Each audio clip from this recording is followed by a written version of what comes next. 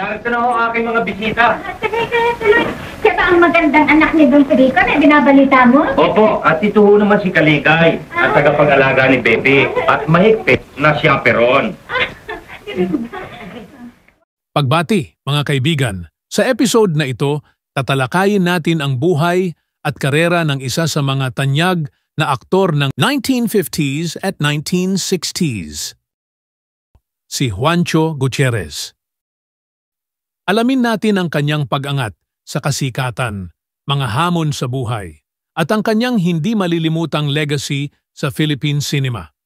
Dito sa Pinoy Wisdom.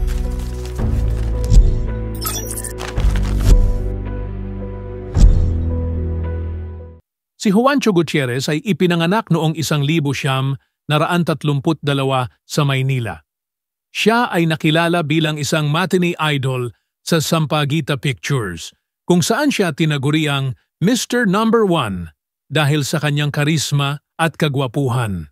Nakilala siya sa kanyang mga pelikula tulad ng Tres Cantos, 1963, 7 Gabi sa Hong Kong, 1966, at Historia de Anamor, 1963. Bakit sila nakakainggit? Sapagkat nakikilala nila ang kadakilaan ng pag-ibig. Pag-ibig? Ano yun, ha? Yun ang ibang damdamin na nadarap. Kapag natagpuan mo ang tao. Maliban sa pelikula, naging bahagi rin siya ng mga radio shows tulad ng Honey Honeymoon, kasama ang comedy king na si Dolphy. Si Juancho ay ikinasal sa batikang aktres na si Gloria Romero noong 1960 at ang kanilang kasal ay tinaguriang Wedding of the Year ng media.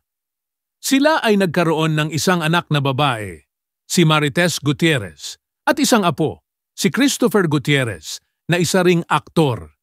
Bagaman naghiwalay ang mag-asawa noong 1972, muling nagsama sina Juancho at Gloria matapos magkasakit si Juancho noong 2000 na humantong sa kanyang paralysis mula sa baywang pababa.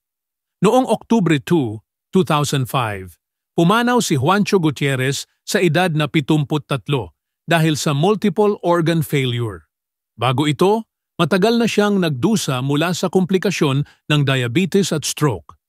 Ang kanyang pagpanaw ay nag-iwan ng malaking puwang sa industriya ng pelikula, at siya ay inalala bilang isang respetadong aktor na nagbigay buhay sa maraming pelikula at karakter na minahal ng publiko.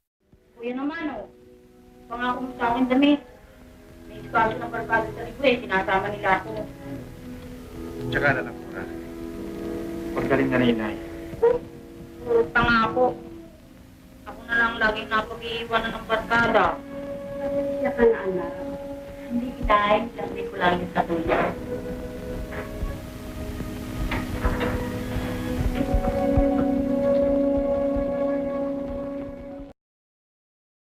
At dyan, nagtatapos ang ating episode tungkol kay Juancho Gutierrez, isang tunay na alamat ng silver screen.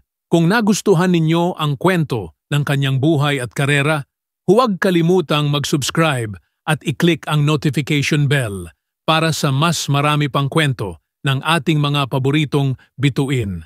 Hanggang sa susunod, dito lang yan sa Pinoy Wisdom.